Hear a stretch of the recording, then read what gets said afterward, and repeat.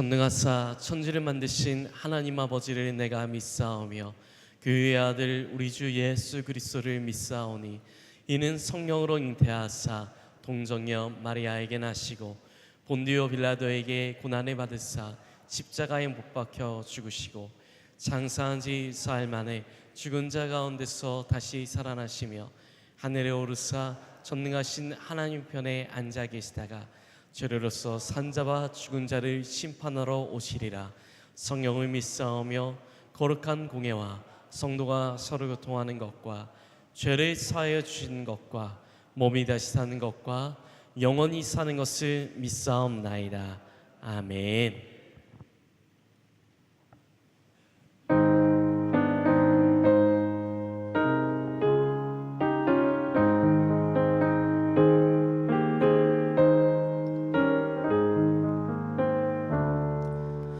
고통의 멍에 벗으려고 예수께로 나갑니다.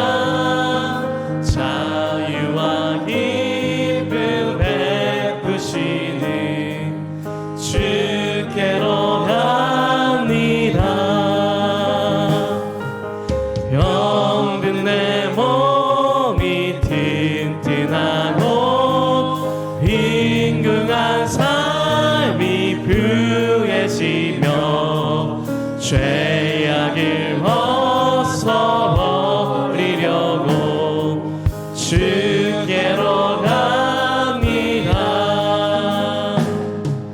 낭패와 실망 당한 뒤에 예수께로 나갑니다.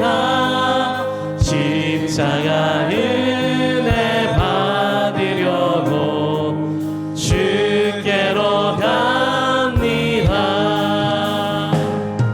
슬프던 마음 위로받고 인생의 풍파 잔잔하며 영광의 찬송 부르려고 주께로 갑니다. 교만한 마음을 내버리고 예수께로 나갑니다.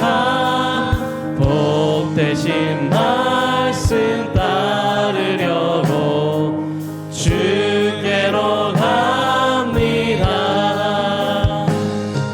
실망한 이 몸 힘을 얻고 예수의 크신 사랑받아 하늘의 기쁨 맛보려고 주께로 갑니다.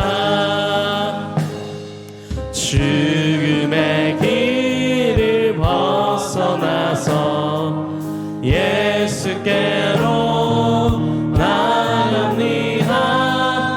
영원한 집을 바라보고 주께로 갑니다.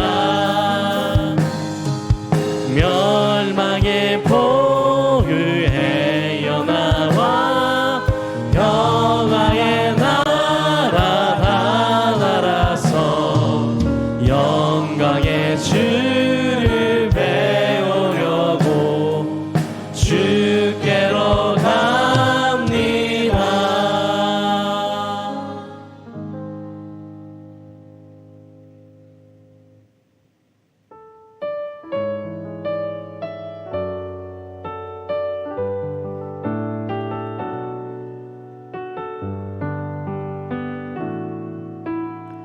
주님 말씀하시면 주님 말씀하시면 내가 나가리라. 주님 뜻이 아니면 내가 멈춰서리라. 나의 가고서는 것 주님 뜻에 있으니 오 주님 나를 이끌소서. 우리 다시 한번 고백합시다. 주님 말씀하시면, 주님 말씀하시면 내가 나아가리라. 주님 뜻이 아니면 내가 멈춰서리라. 나의 가고 서는 것 주님 뜻에 있으니, 오 주님 나를 이끄소서. 뜻하신 그곳에, 뜻하신 그곳에 나 있기 원합니다. 이끄시는 대로 순종하며 살리니, 연약한 내 영혼 통하여 일하소서. 주님 나라와 그 뜻을 위하여, 뜻하신 그곳에, 뜻하신 그곳에 나 있기 원합니다. 이끄시는 대로 순종하며 살리니, 연약한 내 영혼 통하여 일하소서. 주님 나라와 그 뜻을 위하여, 오 주님 나를 이끄소서.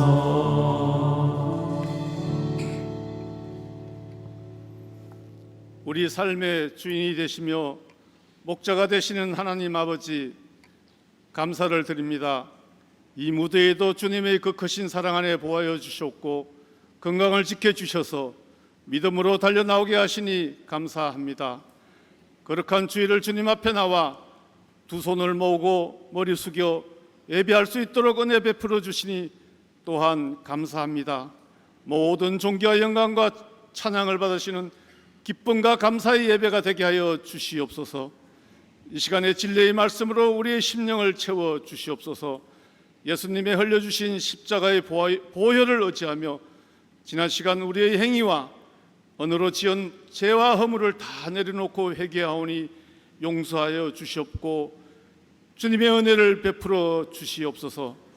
주님께 예배드리는 귀한 시간, 이 성전이 성령으로 충만하게 하시옵고 주님의 연총을 느끼고 깨닫는 귀한 시간 되게 하여 주시옵소서.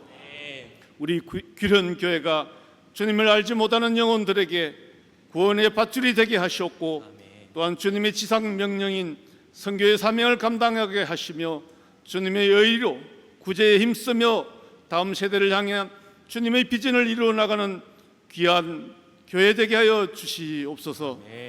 다음 세대의 여름 성경학교와 청소년 수련회를 통하여 믿음의 미랄이 뿌리를 내리고 잎이 무성해져 열매를 맺는 주님의 제자들을 이루어 나가는 데 부족함 없는 우리의 자녀들 다 되게 하시니 감사합니다. 아멘. 세상 문화보다는 예수 문화에 속한 주님의 자녀들 다 될 줄 믿고 또한 감사드립니다. 아멘. 이제 말씀을 선포하실 담임 목사님께 성령의 전신 갑주를 입혀주시사 말씀으로 우리 약한 심령을 쪼개사 우리들을 정결케 하시고 거룩하게 하여 주시옵소서. 아멘. 새 힘을 얻게 하시고 우리 모두가 말씀으로 은혜 받아 모든 기도의 제목들도 응답받는 귀한 시간 되게 하여 주시옵소서. 또한 영육간의 강건함으로 성령님께서 목사님의 건강을 지켜 주시옵소서. 우리 모두가 주님 앞에 설 때에 착하고 충성된 종이 되게 하시고 충성된 주님의 일꾼으로 맡은 바 사명 감당하는 데 부족함 없게 하시옵소서. 아멘.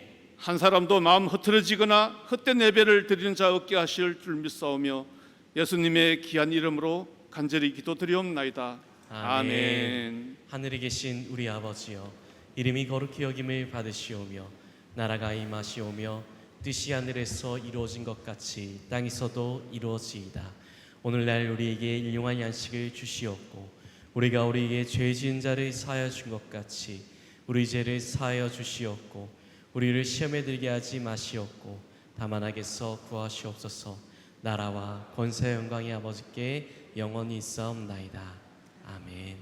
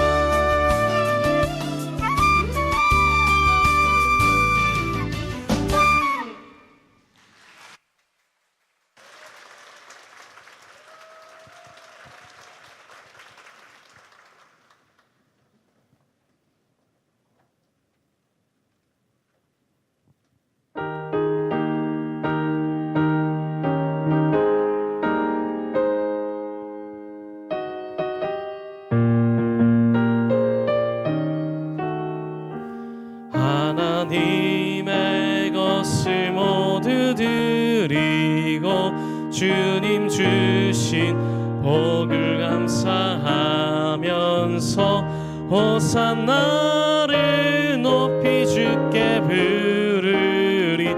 11조 바칩니다.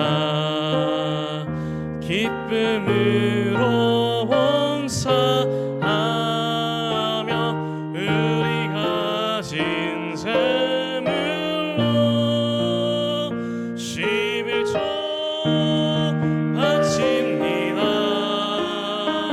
11조 바칩니다.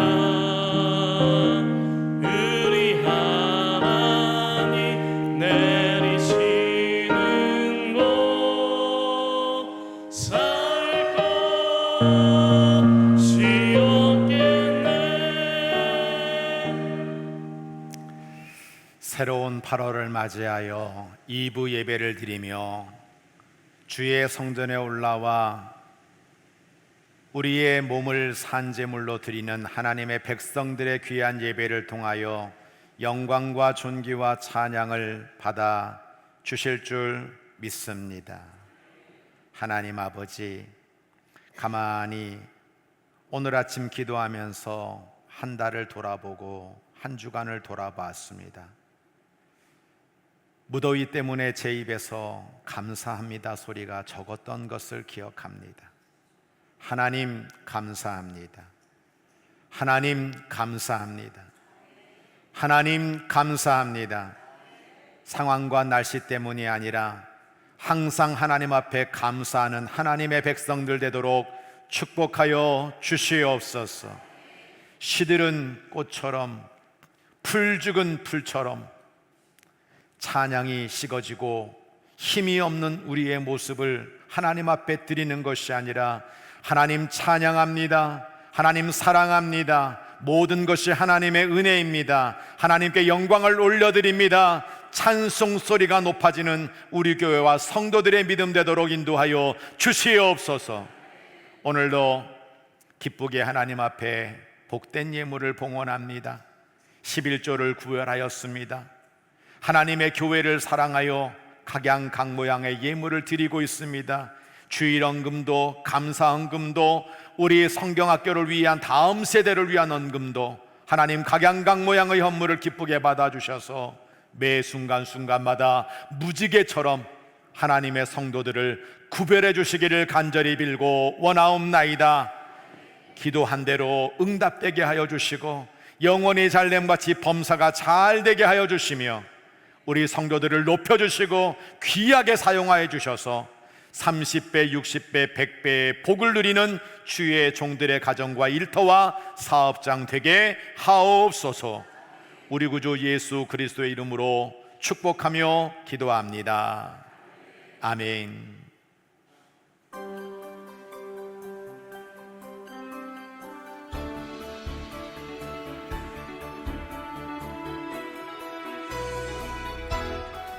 하나님의 사랑으로 자녀되고 예수님의 구원으로 제자되고 성령님의 감동으로 다리가 되는 귀련교회 주일 예배에 참여하신 모든 성도님들과 새가족 여러분들을 주님의 사랑으로 환영하며 축복합니다.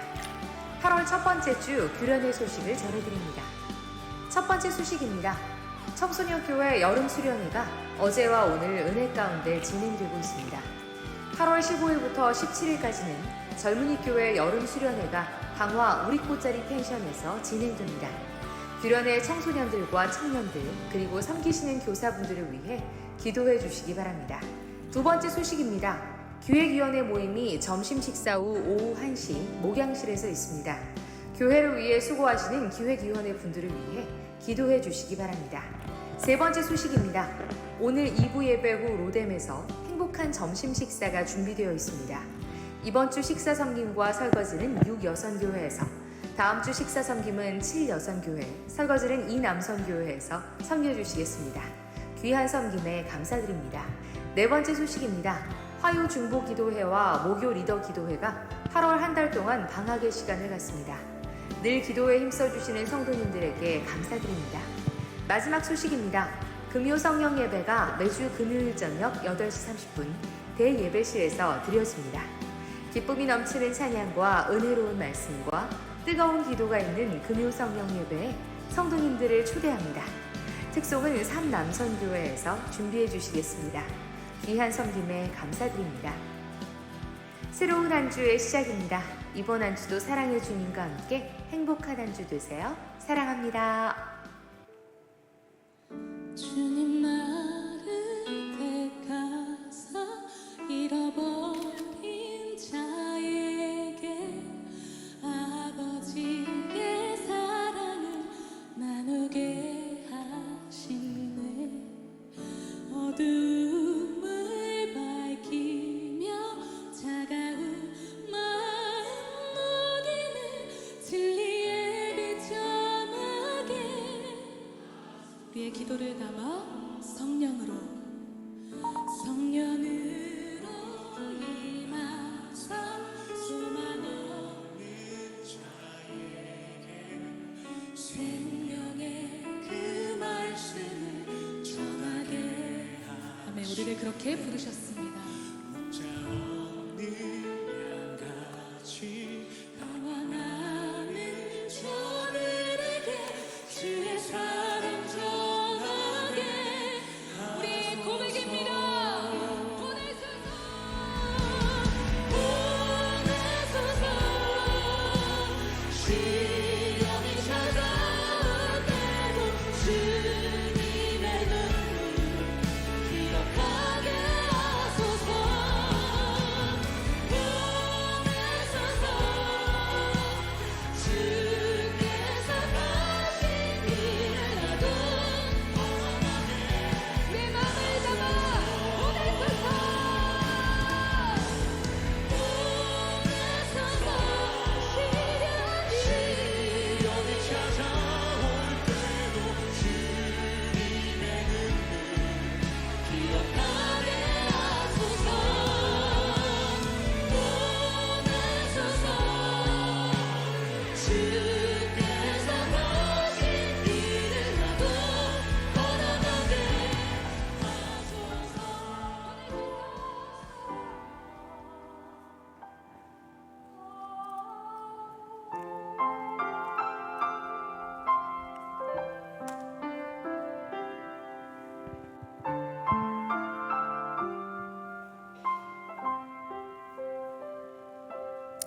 우리 하나님께 영광의 박수를 올려드립니다.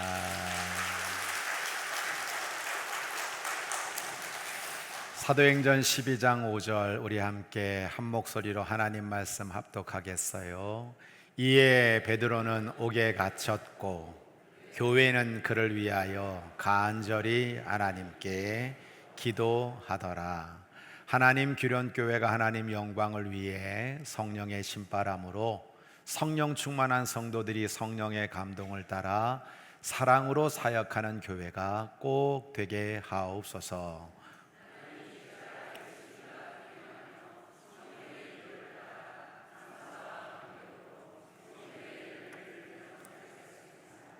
아멘. 자, 오늘 특송한 우리 노지혜 목사님 어디 있습니까? 저 뒤에 있네요. 하여튼 달란트가 참 많아요. 그죠? 오늘도 귀하게 플룻을 플룻 맞죠? 네, 플룻 잘 불러주셔서 감사합니다. 우리 힘차게 박수 한번 하도록 하겠습니다. 네. 두 엄지손가락을 아주 부러질 정도로 최고로 치켜 세워 보세요. 풀 죽어가지고 푹 꺼지지 말고 최대한.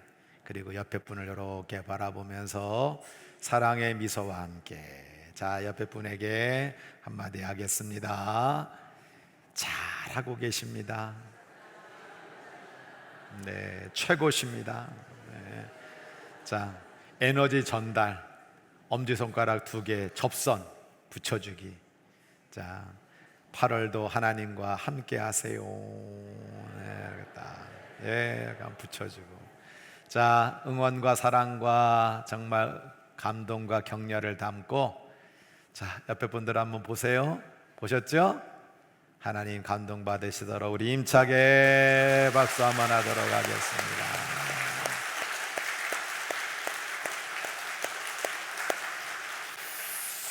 하나님 아버지 감사합니다. 무더운 날씨 속에서도 저희를 불러주시고 감사를 담고 평안을 담고 믿음을 담고 찬양을 드리고 기도하고 특송도 올려드리고 몽골 단기 선교도 잘 다녀올 수 있도록 인도하시니 진심으로 감사를 드립니다. 하나님의 말씀을 듣는 시간입니다. 말씀이 성령을 통해서 역사하는 복된 시간 되도록 인도하여 주옵소서. 부족한 종 성대도 컨디션도 좋지 않지만 하나님이 역사하시면 우리 성도들에게 꼭 필요한 생명의 말씀이 들려지게 될 줄로 믿습니다. 저를 말씀의 도구로, 성령의 도구로, 응답의 도구로, 축복의 도구로, 영광의 도구로, 교회의 도구로만 사용해 주시기를 원하옵고 성령 충만하여 성령의 감동을 따라 사역하는 우리 교회 되게 하옵소서. 예수님의 이름으로 감사 기도드립니다. 아멘. 철로역정 시리즈 20번째 설교입니다. 절망의 감옥이라는 제목이고요. 오늘 이렇게 무더운 날씨 속에서도 8월 첫째 주 주의 성전에 올라온 모든 성도들을 환영하고 부득이한 사정으로 때로는 휴가로 온라인 예배를 드리고 있는 모든 성도들에게도 풍성한 은혜가 함께 하시기를 축복합니다. 사면초가라고 하는 사자성어가 있습니다. 적에게 둘러싸여서 꼼짝 못하게 된 절망적 상황을 가리키는 말입니다. 설상가상이라는 사자성어가 있습니다. 엎친 데 덮친 격이라는 의미가 되겠죠. 좋은 번역은 철로역정에서 이것을 절망의 감옥으로 풀어내고 있습니다. 이 절망의 감옥 하면 저에게 제일 먼저 떠오르는 성경은 고린도후서 1장 8절로 9절입니다. 사도 바울이 이렇게 말하죠. 형제들아, 우리가 아시아에서 당한 환난을 너희가 모르기를 원하지 아니하노니 힘에 겹도록 심한 고난을 당하여 살 소망까지 끊어졌다. 우리는 우리 자신이 사형 선고를 받은 줄 알았다. 이것은 우리로 자기를 의지하지 말고 오직 죽은 자를 다시 살리시는 하나님만 의지하게 하심이라 라고 말씀하고 있습니다. 순례자 크리스찬이 이 순례의 길에서 이제는 편안해졌구나 라고 하면서 그렇게 샛길을 걷고 있을 때 갑자기 깊은 구덩이에 빠지고 말았습니다. 고난의 골짜기 통과하고 사망의 음침한 골짜기 통과하고 허영의 시장의 그 감옥의 많은 환난들을 겨우 통과해서 조금 편해졌다 싶을 때 어김없이 또 늪에 빠지고 만 것입니다. 이것이 인생입니다. 이것이 광야길입니다. 이것이 성도들이 걷는 철로 역정의 길입니다. 천신만고 끝에 겨우 구덩이를 빠져나온 크리스찬은요, 오두막 하나를 발견하게 돼요. 아이고 감사해라. 그리고 그 오두막에 들어가서 피곤해 지쳐 잠이 들고 말았습니다. 잠에서 깨어났는데 이게 웬일입니까?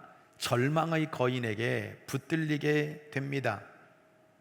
의심의 성 지하 감옥에 갇히고 말았습니다.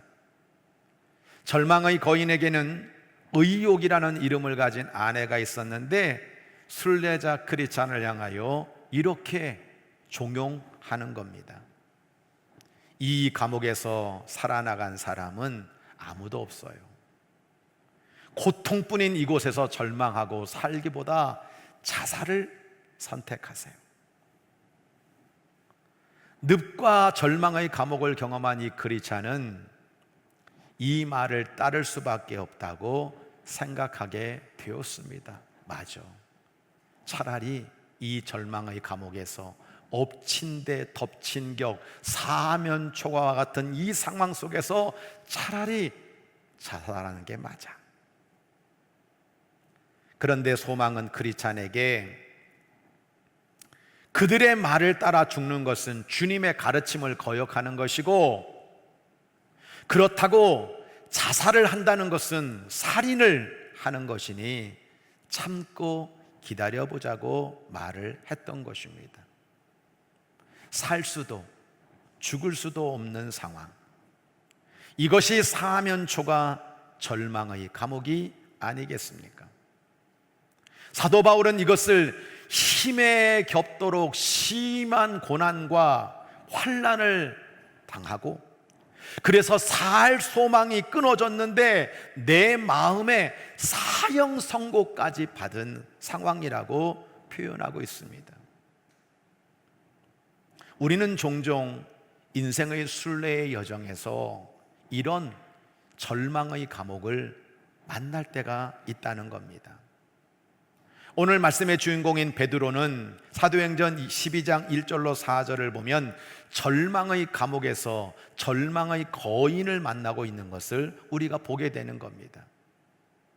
헤롯 대왕의 아들이었던 아그리파 1세가 이제 교회 중에 몇 사람을 해하려 하는데, 그 중에서도 교회의 대들보와 같은 요한의 형제 야고보를 칼로 죽였다라고 말하고 있어요.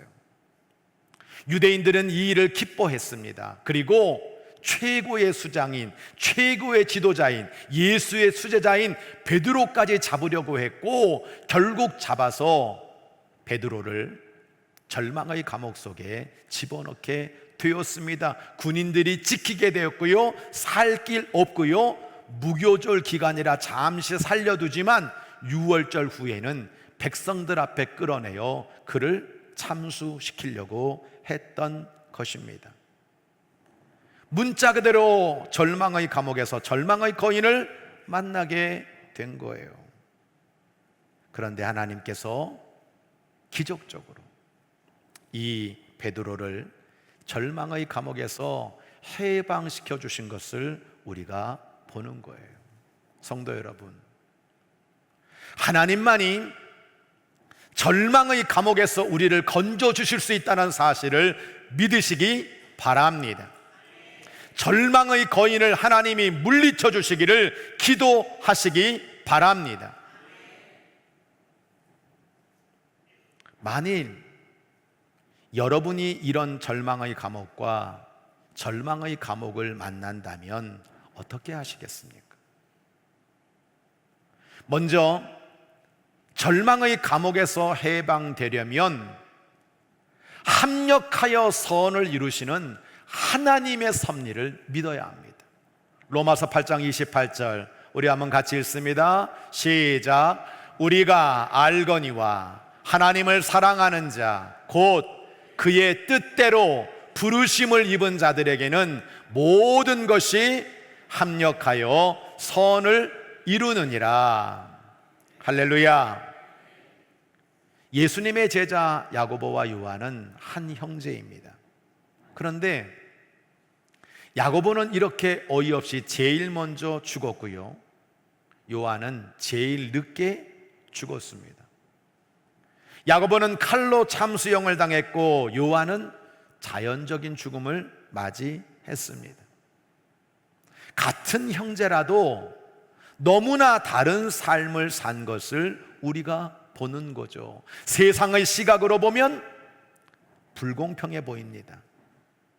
이해되지 않는 불신이 될 수도 있습니다. 그러나 영적으로 보면 여기에는 하나님의 섭리가 있다는 거예요. 이런 하나님의 섭리에 따라 제자들의 삶을 하나님은 각각 다른 계획과 다른 방법으로 다른 사명으로 인도하시는 섭리가 있다는 겁니다. 야고보에 이어서 수제자 베드로까지 잡혔어요. 베드로가 죽게 되면 교회는 어떻게 될까요? 상상하기 싫은 절망의 상황이 있을 것입니다. 바로 이 순간. 오늘 우리는 하나님의 섭리를 다시 한번 생각하고 그 하나님의 섭리를 믿어야 된다는 것입니다. 합력하여 선을 이루어 주시는 하나님을 우리는 분명히 기억해야 된다는 겁니다. 예루살렘 교회에 환란이 왔습니다. 너무나 가난이 극심하게 일어났습니다. 성도들은 흩어지게 되었습니다. 그런데 이 성도들이 흩어지는 그 순간에 복음은 더 크게 온 땅으로 전파되는 역사가 있었어요. 바나바와 사울이 대판 싸웠습니다. 갈라졌습니다. 근데 그 갈라짐이 두 갈래로 복음이 전해지는 기회가 되었던 겁니다. 결국 하나님의 섭리는 인간의 생각을 뛰어넘는 거예요.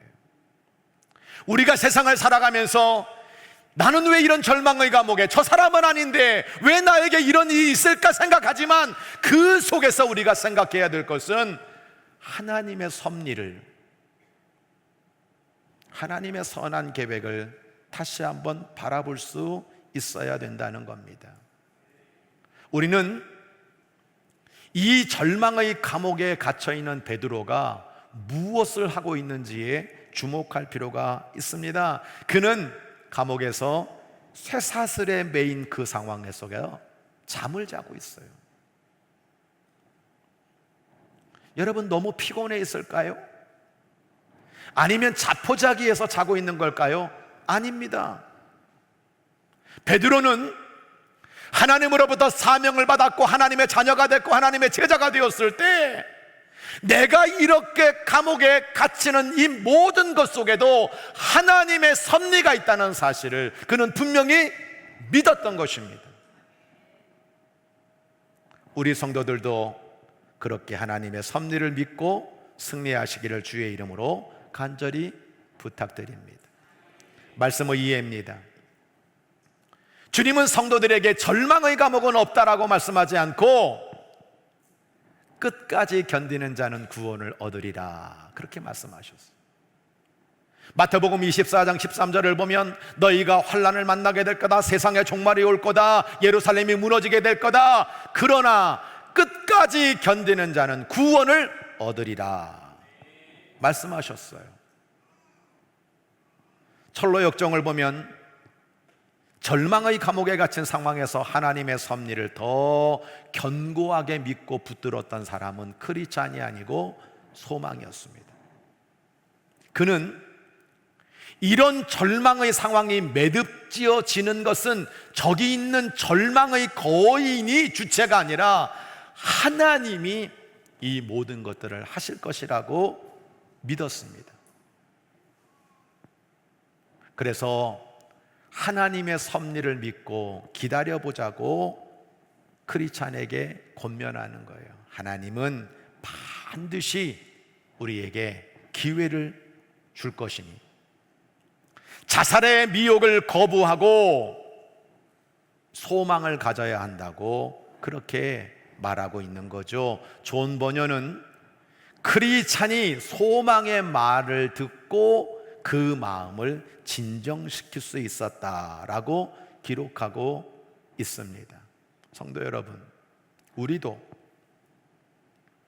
처한 상황이 절망적일수록 하나님의 이 주권적이고 선하신 섭리를 믿고 기다릴 줄 아는 진정한 크리스찬이 되시기를 주의 이름으로 간절히 부탁합니다.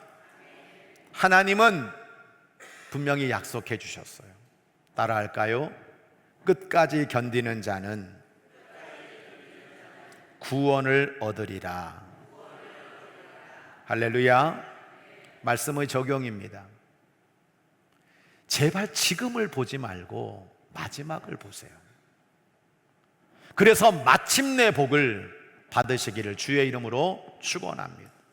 제가 신명기 8장 좋아한다 그랬죠? 15절부터 16절에 이렇게 말씀하고 있어요. 너를 인도하여 그 광대하고 위험한 광야 곧 불뱀과 전갈이 있고 물이 없는 간조한 땅을 지나게 하셨으며 또 너를 위하여 단단한 반석에서 물을 내셨으며 내 조상도 알지 못하던 만나를 광야에서 내게 먹이셨나니 이는 다 너를 낮추시며 너를 시험하사 마침내 내게 복을 주려 하시며, 제가 이 구절을 보면서 마침내 복을 만들어내는 거예요. 우리는 지금을 보지 말고 마지막을 볼 줄 알아야 되고 마침내 복을 받는 믿음의 성도가 되어야 될 줄로 믿습니다.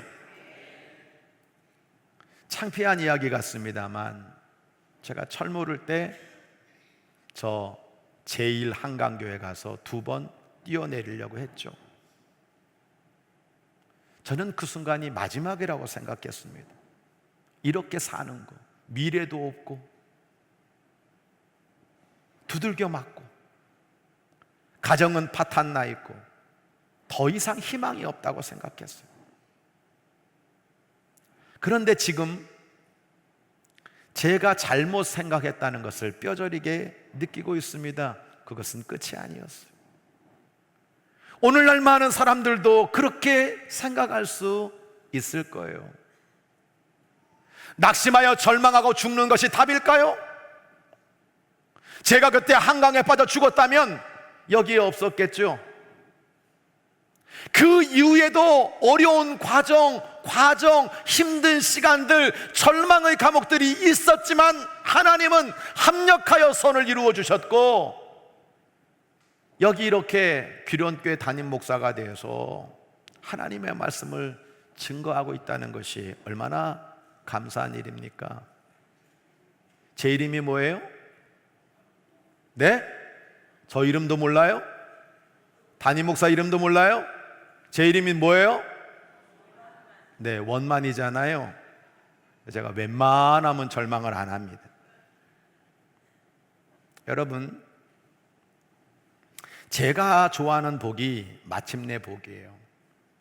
오늘 말씀을 보면 인생의 위험한 광야에서 불뱀을 만나요, 전갈을 만나요, 목마름을 만나요, 배고픔을 만나요. 그런데 하나님은 이 절망의 상황에서 사람이 상상할 수 없는 방법으로 하늘에서 만나를 내려주시는 거예요. 반석에다 물을 주시는 거예요. 있을 수 없는 거예요. 그래서 하나님이 우리를 시험하시는 거야. 우리를 낮추시는 거예요. 그래서 마침내 복을 받게 하려는 것이 하나님의 계획이며 섭리라고 우리에게 말씀하고 있는 겁니다. 요셉은 억울하게 감옥살이를 했습니다. 왜 감옥에 들어가야 됩니까?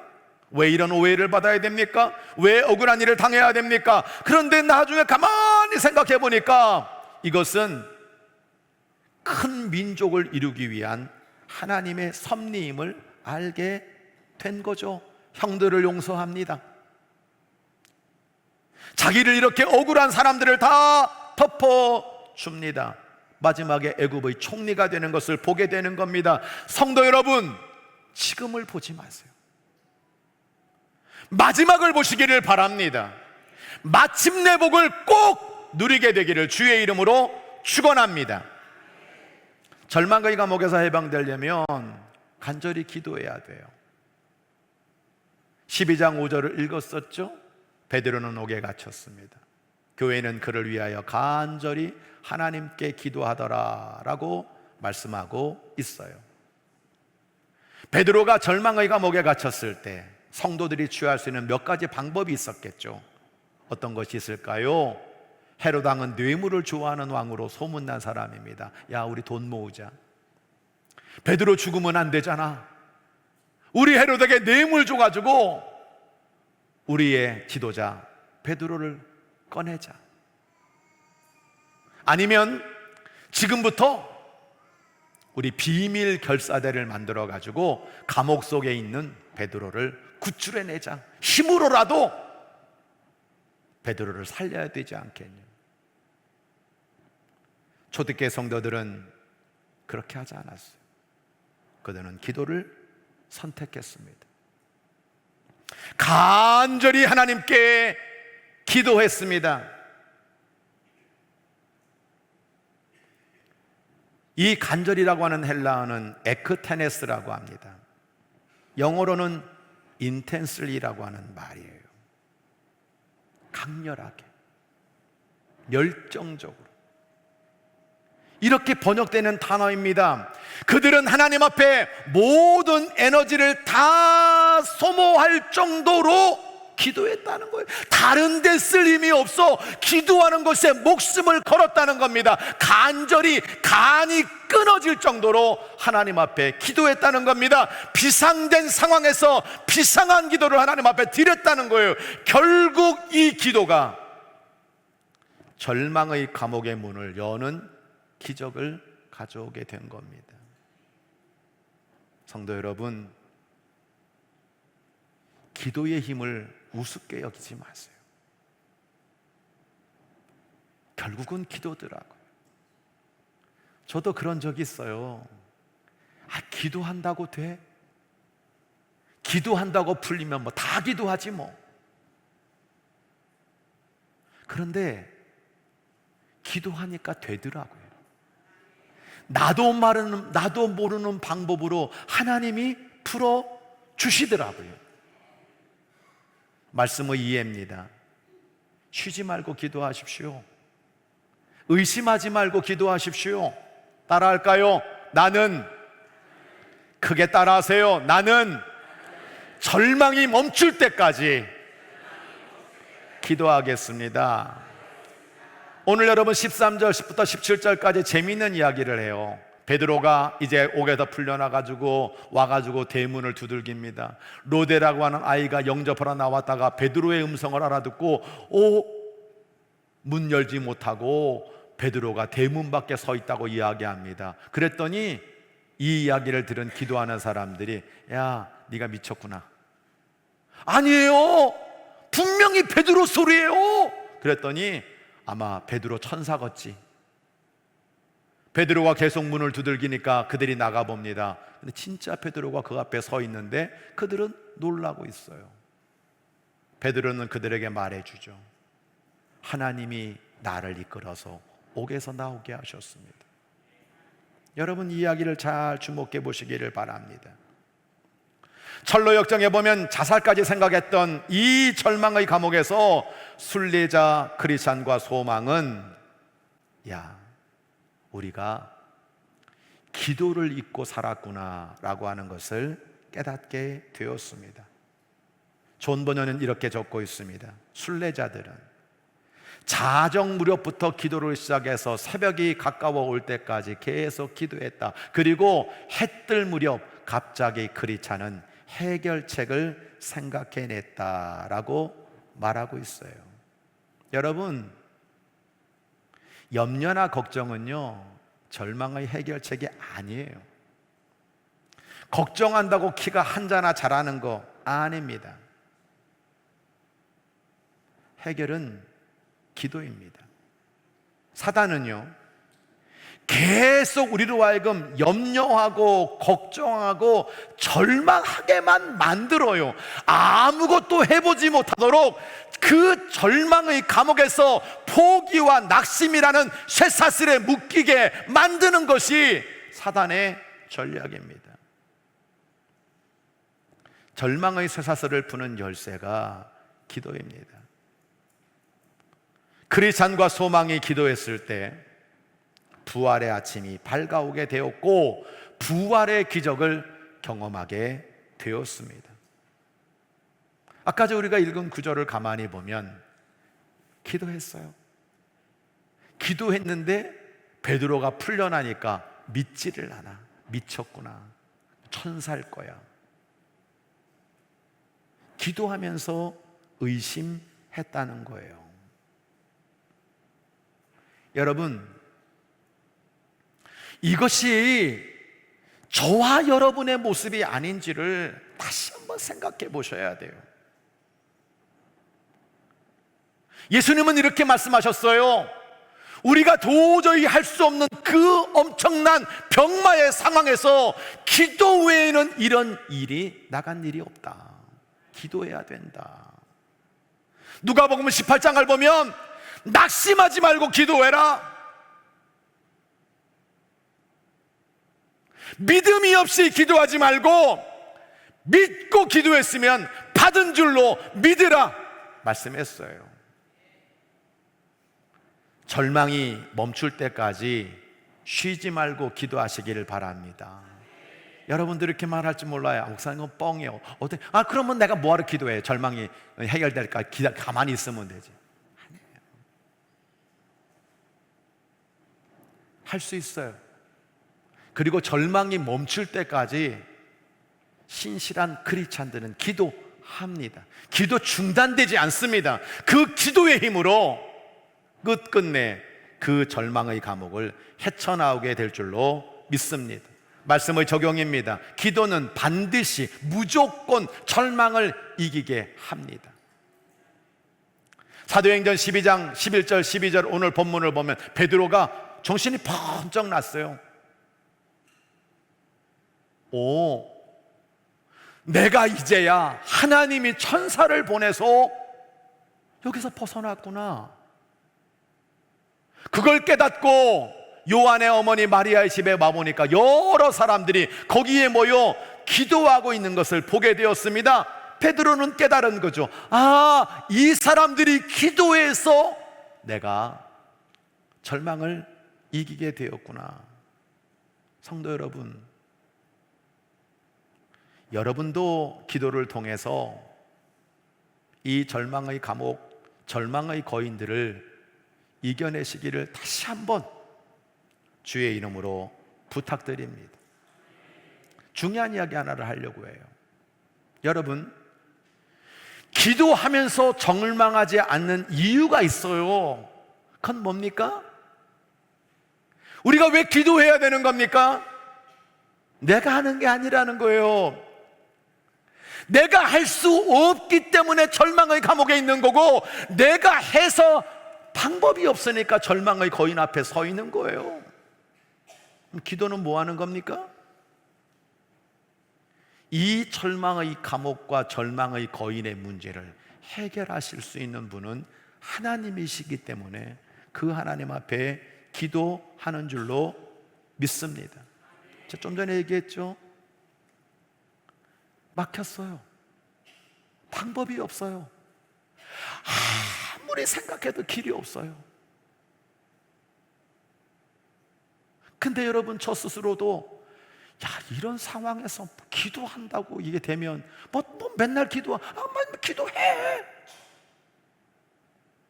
그런데 시간을 잡고 금식하며 기도하기 시작했어요.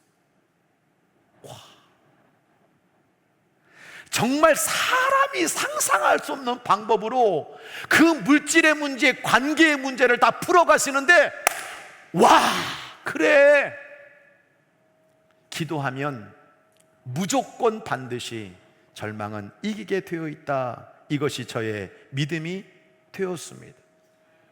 기도가 위대한 것은 하나님이 들으시고, 하나님이 일하시고, 하나님이 풀어주시고, 하나님이 절망의 감옥에서 우리를 해방시켜 주시기 때문입니다. 절망의 감옥에서 해방되려면 말씀에 순종해야 합니다. 오늘 7절부터 10절 본문을 보면 재미있는 것이 하나 있어요. 가만히 여러분 이 본문을 가만히 보면 주의 사자가 하나님 보내서 나타났어요. 그때 천사가 말하는 거예요. 급히 일어나라. 띠를 신고 신을 신어라. 겉옷을 입고 나를 따라오너라. 그래서 이 베드로는 천사가 가라는 대로, 천사가 하라는 대로 그대로 따라갔을 때 감옥의 문에 나서져 있는 자신의 모습을 보게 된 것입니다. 하나님이 절망의 감옥에서 우리 성도들에게 요청하는 보편적인 두 가지 방법이 있어요. 첫째 하나는 그 절망의 감옥, 그 차가운 마룻바닥에서 너는 무릎을 꿇고 하나님 앞에 기도하라는 거예요. 너 힘으로는 안 되니까 하나님의 능력을 믿고 기도하라는 거예요. 두 번째 방법은 다른 게 아닙니다. 하나님의 약속의 말씀을 붙잡으라는 거예요. 절망의 감옥을 빠져나올 때 베드로는 천사가 말한 그대로 순종하고 있는 것을 보게 되는 거죠. 약속의 말씀을 붙잡고 순종하는 그 순간 감옥의 문이 열리는 겁니다. 철로 역정에서 그리차는 그 말씀을 붙잡고 다시 부활이 동터오는 새벽에 소망과 함께 이렇게 외쳐요. 언제든지 마음대로 나갈 수 있었는데 이 냄새나는 감방에 처박혀 있었다니 나같이 바보 멍청이가 어디 있을까? 언약이라는 열쇠, 이걸 늘 가슴에 품고 다니면서도 나는 그걸 새까맣게 잊고 있었네. 그것만 있으면 의심의 성에 있는 문이란 문은 죄다 열 수 있었는데 말일세. 언약이라는 열쇠를 언급하고 있는 겁니다. 순간 소망의 얼굴도 환해졌습니다. 정말 기쁜 소식이군요. 얼른 그 언약의 열쇠를 꺼내서 잘 만나 확인해 봅시다. 크리스찬은 자신의 품속에 있는 그 언약의 열쇠를 꺼냈습니다. 그리고 그 절망의 감옥의 자물쇠에다가 넣어보는 거예요. 오라. 빗장이 풀립니다. 문짝의 돌적이가 스스로 돌아가는 것을 보게 되었습니다. 그리고 이 크리스찬과 소망은 죽을 힘을 다해서 절망의 거인의 그 울타리를 벗어나 다시 철로 역정의 순례자들이 걷는 왕의 대로로 되돌아올 수 있었다라고 하는 겁니다. 말씀의 이해입니다. 말씀을 붙잡고 기도하세요. 말씀을 붙잡고 기도하세요. 말씀을 붙잡고 기도하시기를 바랍니다. 여러분, 구약에 보면 절망의 감옥에 빠진 선지자 하나가 나와요. 시위대 뜰에 갇혔어요. 감옥에 갇혔어요. 나라가 망한대요. 하나님의 심판이 임한대요. 백성들이 포로로 끌려간대요. 자기도 너무나 큰 고난을 당한대요. 이 절망의 감옥 앞에서 예레미야 33장 1절로 3절을 보니까 하나님의 말씀이 그에게 임했어요. 이 일을 행하시는 여호와, 그것을 만들며 성취하시는 여호와, 그의 이름을 여호와라는 이가 이와 같이 이르는도다. 3절 같이 읽어볼까요? 시작. 너는 내게 부르짖으라. 내가 내게 응답하겠고 내가 알지 못하는 크고 은밀한 일을 내게 보이리라. 할렐루야. 그런데 기억해야 될 것이 있어요. 이런 절망의 감옥에서 기도하라 라고 말씀하신 그 앞에 예레미야 33장 1절, 하나님의 말씀이 예레미야에게 임했다는 거예요. 예레미야는 이 말씀을 붙잡은 거예요.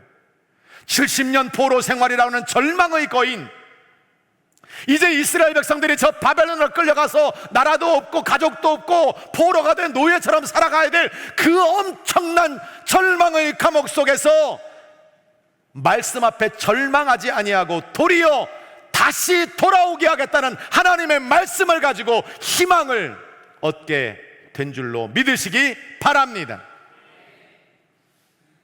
하나님의 약속의 말씀을 붙잡은 결과입니다. 말씀의 적용입니다. 말씀은 결국 순종이에요. 순종부터 시작하세요. 순종을 배우십시오. 순종은 바보가 아니라 축복입니다. 순종은 바보가 아니라 축복입니다. 순종은 바보가 아니라 축복입니다. 사무엘상 15장 22절 이렇게 말씀하고 있어요. 사무엘이 이르되 여호와께서 번제와 다른 제사를 그의 목소리를 청종하는 것을 좋아하심같이 좋아하시겠나이까? 순종이 제사보다 낫고 듣는 것이 수양의 기름보다 낫습니다 라고 그렇게 말하고 있어요. 사울은요, 제가 평가할 때 머리가 좋은 인본주의자입니다. 계산이 아주 빠른 사람입니다. 처세술에 능한 사람입니다. 요렇게 저렇게 쓸 줄 아는 사람입니다. 예배보다 그에게는 전쟁이 먼저 보였어요. 자신의 후하의 힘의 근원인 군사들의 눈치를 살폈습니다. 말씀보다 예배보다 자신의 판단이 앞섰습니다. 이런 사울을 보면서 사무엘은 말하는 거예요. 하나님이 당신을 버리셨습니다. 이 사실을 통보하면서 이런 이야기를 하는 거예요. 하나님은 당신의 그 영혼 없는 예배, 당신의 그 냄새나는 기름보다 하나님이 당신의 목소리, 하나님의 말씀을 청종하는 걸 더 기뻐한다는 사실을 아십시오. 순종이 제사보다 낫습니다. 말씀은 순종과 함께 갑니다. 오늘날 죄송합니다. 이 교회 안에도 사울 같은 사람이 넘쳐나고 있어요. 말씀을 모릅니까? 말씀을 안 들었습니까? 말씀을 안 배웠습니까? 문제는 이 말씀에 순종하지 않는 거예요. 그냥 말씀은 들은 걸로, 내가 오늘 은혜 받은 걸로 끝이지, 이 말씀이 내 삶의 순종의 모습으로 드러나지 않는 그런 성도들이 얼마나 많습니까? 그래서 그 말씀은 역사하지 않는 거예요. 그 말씀은 축복이 안 되는 겁니다. 말씀은 순종과 함께 가는 거예요. 세계적인 명만은 모두 사우디아라비아에서 훈련시키고 조련된 말이라고 합니다. 이곳에서 훈련된 말을 세계 각국의 왕들이, 귀족들이 탄다고 해요. 근데 왜 사우디아라비아에서 훈련시킨 말이 그렇게 좋은 명망가? 거기에는 한 가지 독특한 방법이 있다는 거예요. 그 말들에게 휘슬을 조련사가 휙 불면 이 말들이 모든 행동을 중지하고 멈춰선다는 거예요. 근데 그걸로 끝나는 것이 아니라 이 말들을 전부 사막으로 보냅니다. 아무것도 안 줘요. 이 말들은 살아야 되니까 그 사막에서 아침에 내리는 이슬을 혀로 핥으면서 버텨나가는 거예요. 그러니 얼마나 목마르겠어요? 얼마나 배고프겠어요? 그리고 다시 집으로 데려오는 거예요. 그때 그 집 앞에 이 말들이 마음껏 먹을 수 있는 물을 펼쳐놓는다는 거예요. 마음껏 먹을 수 있는 여물을 눈앞에 둔다는 거예요. 그 순간 모든 말들이 눈이 뒤집어져 가지고 그 물을 향하여서 막 달려가는 거예요. 그걸 먹으려고 막 몸부림치는 거예요. 그때 조련사가 앞불사 휘슬을 부는 거예요.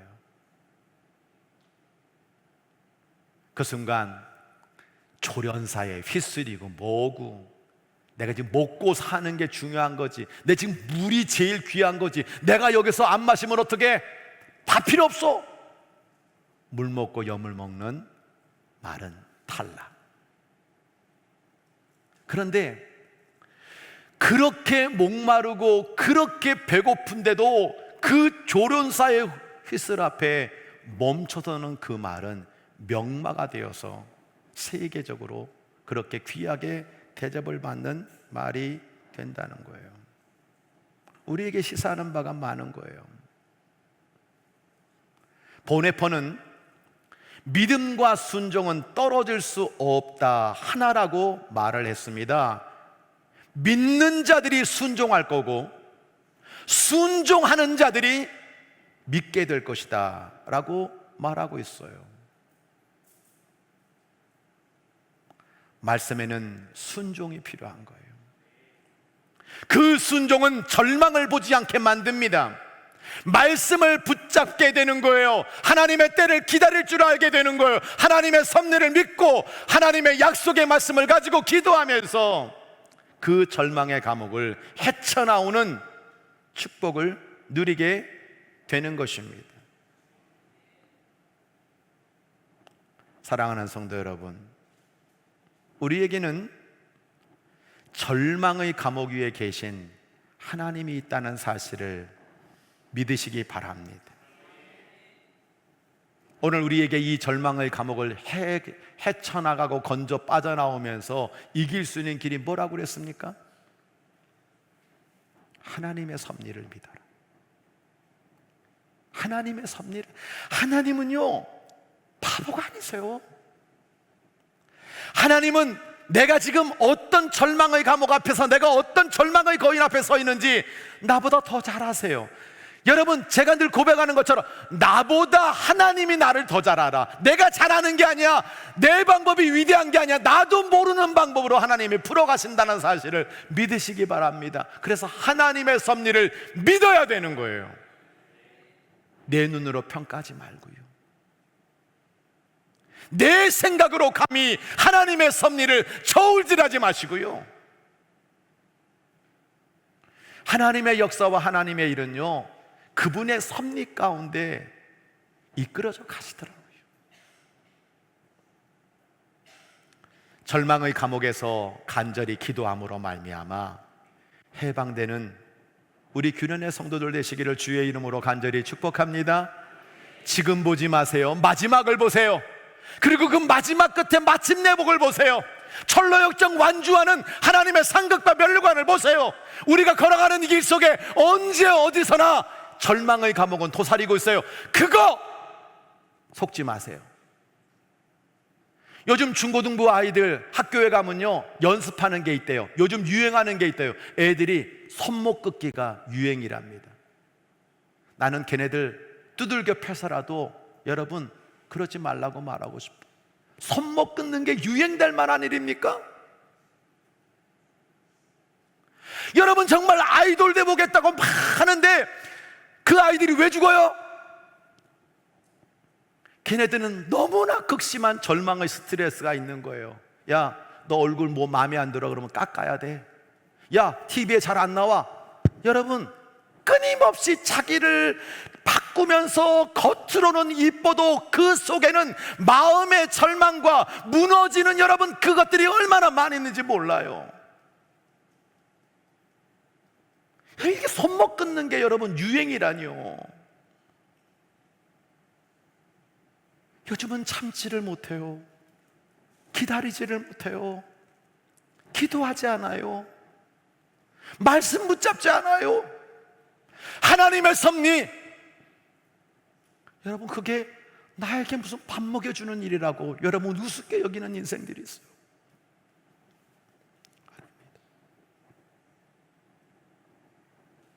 우리는 하나님의 섭리를 믿고 약속의 말씀을 붙잡고 간절히 기도하면서 여러분 앞에 절망의 감옥이 있죠.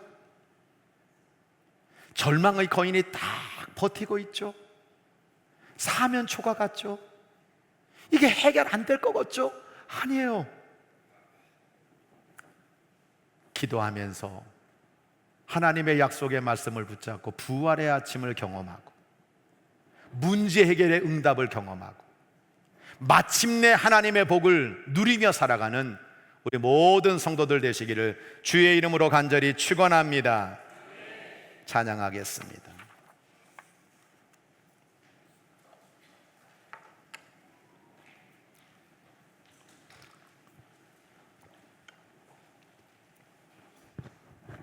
내가 너를 도우리라 찬양할 때 2절 할 때는 우리가 자리에서 일어나서 함께 찬양하겠습니다.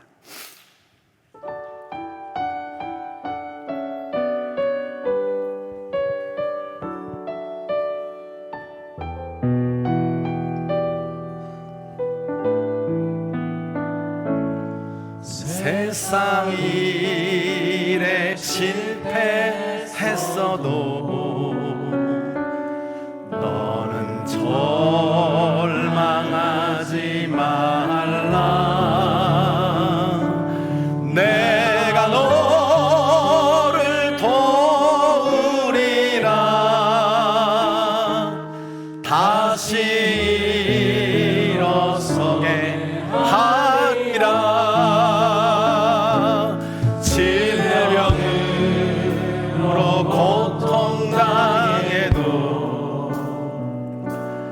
너는 두려워 말라.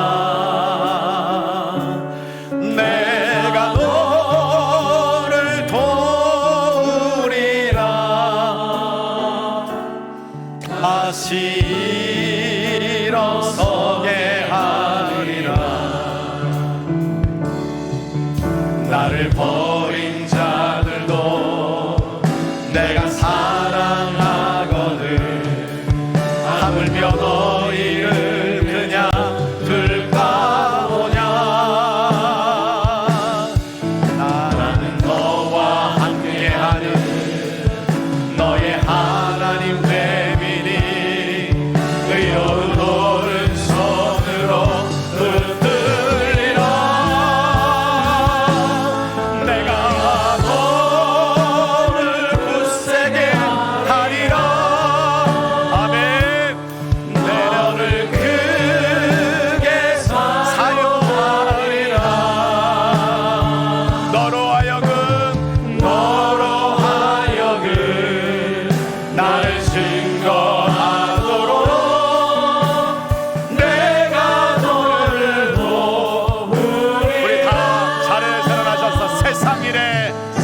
세상 일에 실패했어도 너는 절망하지 말라.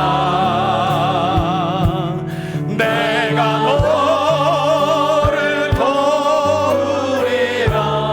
주님 다시 일어서게 하리라. 질병으로 고통 당해도 너는 두려워 마라. 내가 너를 도우리라. 다시 일어서게 하리라. 우리 오른손 들고 찬양합니다. 감사 눈물 흘리며 믿음으로 간구하니 너희의 기도를 내가 외면하랴. 나는 너와 함께하니 너의 하나님 내 민이 의로운 오른손으로 붙들리라. 두 손 높이 들고 찬양합니다. 내가 너를 세게 하리라. 너를 크게 사용하리라.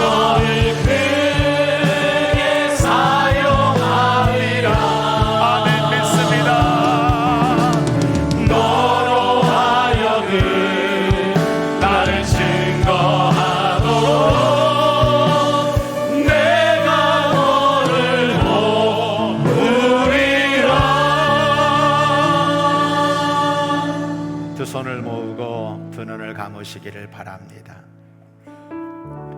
세상 일에 실패하셨어요? 절망하지 마세요. 질병으로 고통당하고 계세요? 두려워하지 마세요. 우리가 하나님을 배신했을 때도 십자가의 사랑으로 우리의 허물을 덮으시고 구원해 주신 것이 주님의 사랑입니다. 우상숭배로 멀어져 있는 우리들을 버리지 아니하시고 회복을 말씀하시고 그 약속을 붙잡는 자에게 마침내 복을 주시는 것이 우리 하나님이신 것을 분명히 믿습니다. 아멘. 하나님, 저를 도와주세요. 아멘. 다시 일어서게 해주세요. 아멘. 주님의 오른손으로 붙들어 주세요. 아멘. 나를 다시 크게 사용하여 주세요. 주님을 증거하는 사람이 되게 해주세요. 절망의 감옥에서 멈추지 말고 죄의 세상에 낙심하지 말고 내가 능히 이 모든 것들을 이겨내는 하나님의 자녀 되게 해달라고, 나의 문제를 풀어달라고, 이 감옥에서 이 거인 앞에서 모든 것들을 물리치며 승리하게 해달라고 우리 다 함께 주여 한번 크게 외치고 간절히 기도합니다. 주여, 하나님 아버지 감사합니다. 오늘 저희를 불러주신 것다심으로 말미암아 이렇게 하나님 아버지 절망과 영원의 말씀을 듣게 하여 주시고 하나님 앞에 기도할 수 있도록 인도하시는 은혜를 주심으로 감사드립니다. 아버지 말씀 붙잡게 하여 주옵소서. 아버지 간절히 기도하게 하여 주옵소서. 하나님 말씀들을 믿게 하여 주시옵소서. 우리가 하나님 아버지 광야길을 걸어가면서 아버지 힘들고 낙심하여 때로는 아버지의 자살을 생각하고 죽음을 생각하고 아버지의 실망과 아버지의 낙심과 아버지 원망함을 살 때가 너무나 많이 있습니다. 용서하여 주시옵소서. 하나님 아버지 다시 한번 주님을 붙잡고 나가기를 원합니다. 기도하겠습니다. 말씀 붙잡겠습니다. 하나님의 섭리 가운데 나를 맡기겠습니다.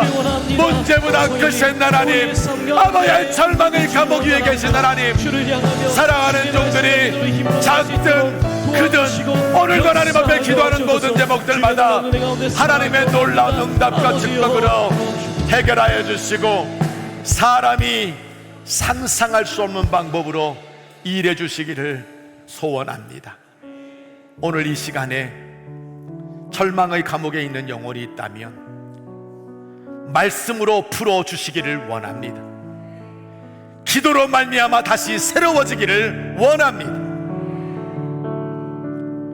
아버지 하나님 앞에 오늘도 이렇게 간절히 기도드리면서 그게 작든 크든 오늘도 우리를 가로막고 있는 절망의 거인이라는 문제 장애물, 내 스스로 낙심하고 내 방법으로는 도저히 안 되는구나, 절망의 감옥에서 쇠사슬에 묶여있는 저의 모습을 꼭 기억해 주셔서 환난 날에 내게 부르짖으라. 내가 알지 못하는 놀라운 일을 내가 너에게 보여주마.